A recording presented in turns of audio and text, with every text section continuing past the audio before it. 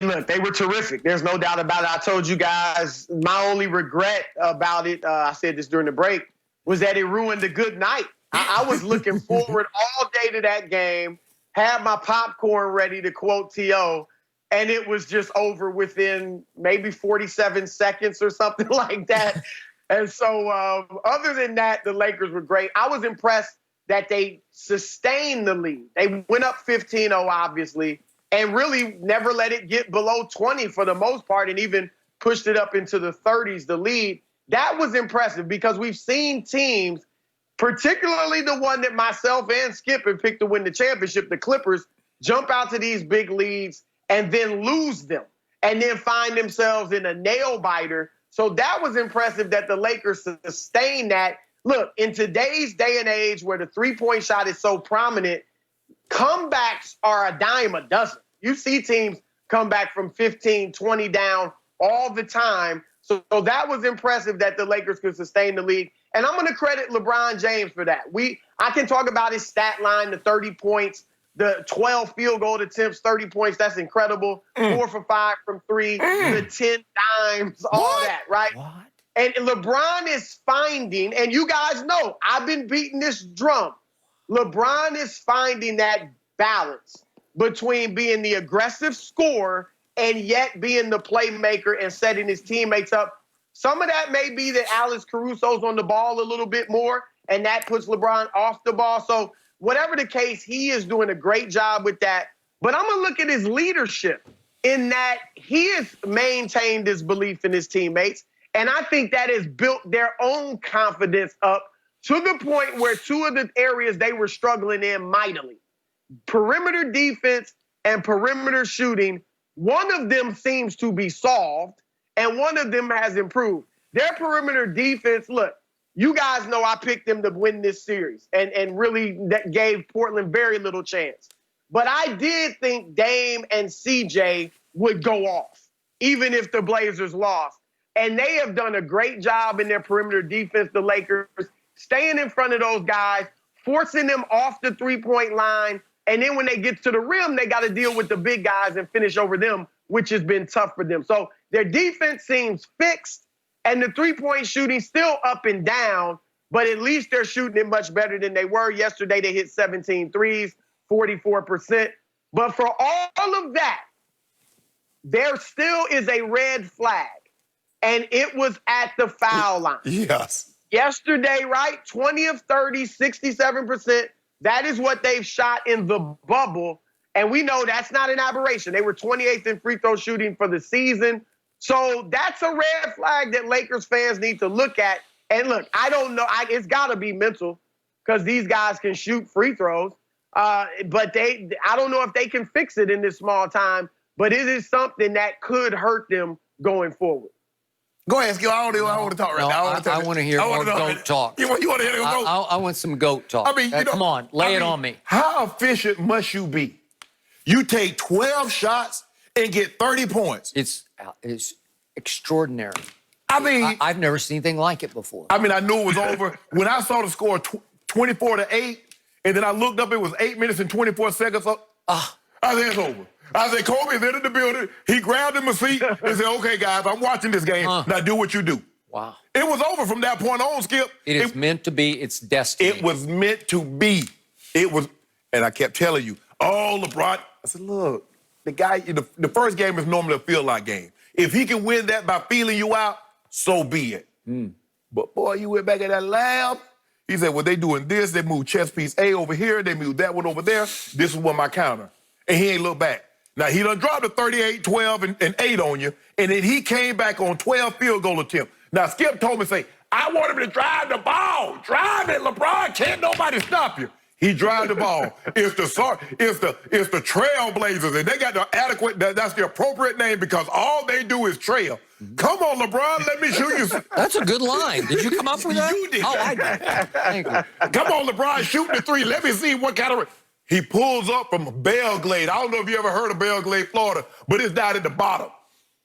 Cape Canaveral, he just launched a three. I'm not talking about the little corner right three. In the middle. Yeah, wait. Swampland. Yeah, way down there. Ooh. And then blocking shots, playing defense. As you mentioned, he's the quarterback because you see him in pregame throwing them ball. He kind of reminded me of Patrick Mahomes. He'd probably be a quarterback if he's in the NFL right now, Skip. Yep, think about that too. But anyway, they're impressive. This was the Lakers team that I've been wanting to see. This was the best Lakers team that I've seen since they restarted. And I'm talking about all the seeding games and through the first 3 or 4 games. This was what they looked like before they got interrupted with the COVID. Because this is what they looked like against the Clippers. This is what they looked like against the Bucks. And that's you mean against real teams? And we did. Oh, you just named 2 real teams. Well, what did we do to the Clippers? You did. What did we do? I just said real teams. Okay, and Phoenix did it. And Phoenix did it to them too.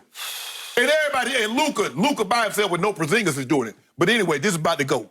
He was the GOAT last night. He reclaimed his throne. Oh, somewhere Michael Jordan is laughing like he did during the Last Dance documentary. About Gary Payton. Yeah. Somebody on this show has to provide just an ounce of objectivity, and it's my turn. I'm going to try to provide just maybe a half ounce. Oh, context? You going to put things in context. I put 0 stock in what I saw last night, except for the fact that I have never seen such front-running, chest-beating, credit-taking as I saw from LeBron and company last night against such a sorry opponent.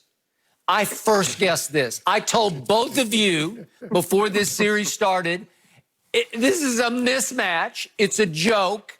It's like they're about to ride a Disney World amusement park ride called the Trailblazers. They're way overrated because their superstar in overall impact on big playoff games is way overrated. Damian Lillard is overrated in overall impact on a game. They were a nice bubble story to end the regular season. They went on a Cinderella run. I will give you all the above. But all you needed to know was they barely survived a Brooklyn team. Karis LeVert had a last shot to eliminate them from the playoffs and missed it. A Brooklyn team that just got swept by Toronto by an average of 21 points a game. That's all you need to know. Discount the Trail Blazers, who trail every game. All you need to know is this should have been an easy sweep, as I predicted, but LeBron James, the GOAT, in Game 1, with 7 minutes to go, has the basketball in his hands with a 6-point lead. Home, James. Take us home. Finish them off. You could have eradicated the Trailblazers in Game 1. They would have just said no mas and waved their white flag. Dame's not built like that. Okay, well, I don't know. I can't tell, as you always tell me, because Dame now, in 3 playoff series in a row, has gotten, at the end of his last 3 years, obviously, has gotten swept by the Pelicans and swept by a no KD Golden State, in which he came up even smaller than he even is in the fourth quarters of those 4 straight games. And now he should have been swept by LeBron and company. They are the worst defensive team, not just in the bubble, but in the league. And they're not the worst team in the league. They are. I think they're the worst in the league. They're just pathetic. The Lakers got 80 in the first half last night, and they should have been getting 80 per half against this team. You know it, and I know it. They seem to guard nobody. And, again, the Lakers were impressive against what? I think they feel better about themselves, and I will give you all of that. But you better not put any stock, any credibility in what just happened, because it should have been a sweep, and it feels like Portland should have been the 88th seed instead of just the 8th seed. So I'm actually embarrassed we're even talking about this. The playoffs start for the Lakers in the next round, probably, I think, against Houston, maybe against OKC, but either way, the playoffs will start. Well, Skip, the difference was the reason why they hadn't been scored a bunch of points is that they couldn't make any shots, Chris. Okay. Am I correct? They couldn't buy 3 points. Yeah. Remember one point they were 5 of 32. They were 2 of 30. Well, if you now all of a sudden they make 5 in the first quarter, and then they were what? They had this. What were they at the half? What were they? 11 of 19. Mm-hmm. Well, you're gonna get to 80. You 11 of 19 in the first half. Congratulations. Yes. Yeah. So it's amazing if a few shots go in, what it looked like, because now you get LeBron coming downhill. I thought LeBron was on the 405 when COVID first struck. Really? Wide open. I could go up and down. I'll let him do the centipede in 405, Chris. No calls out. Really? Going down that right side, Nurkic couldn't do anything with it. I always tell you, nobody can keep him from the basket. What about when he freight trains? Nobody. You told me Nurkic could. No, not Nurkic. Nurkic just got back. Nurkic said, "You're not finna put me back on IR for another year." They definitely can't keep him from the foul line, but the foul line's a problem. What about LeBron the three-point line? He can shoot them. Skip, you have to give their defense some credit, though. You got to give the Lakers defense some credit. I mean, like I said, I thought Portland would lose, but the way they've defended them on the perimeter is very good. Will you at least admit that? I saw Kuzma working on it defensively last night. I saw Golden State do it to both of them last year. I saw the Pelicans do it in 4 straight games the year before in the playoffs. I'm sorry, both of you picked this in 6. So you thought that the Trailblazers were capable of winning 2 games, and I'm waiting for you. Are you going to predict Game 5? No, it's over. It's over? It's over. What happened to your prediction? But I wouldn't be shocked. Look, I wouldn't be shocked if Portland comes out and wins Game 5. Be. And maybe I would be because 100 the Lakers times shocked. may take their foot off the gas. No, LeBron ain't taking no foot off. LeBron ain't taking no foot off the gas. And see what y'all. If Dame can play and he's healthy, I wouldn't be shocked. Hey, Chris, but see what LeBron did? He set y'all up for failure. He went to the prop guy, got a little grape, put it in his beard, had him looking like an old man, and coming to America, got y'all food. Yeah, that's a wig on too. He's not going to like that you brought that up. What? Because it was sprouting back. No. That's what I keep telling you. That's props. Oh, it's all that's like coming to America when they're in the barbershop. Yeah. He got all that gray in there. That's what that is. Oh, so they actually put the gray in his beard because he has no gray hair. Right. You catch it on. You catch it on. The thing is this too, Skip, and you know this. Look, if OKC gets past Houston, I don't think OKC, and who I picked to beat Houston, I don't think they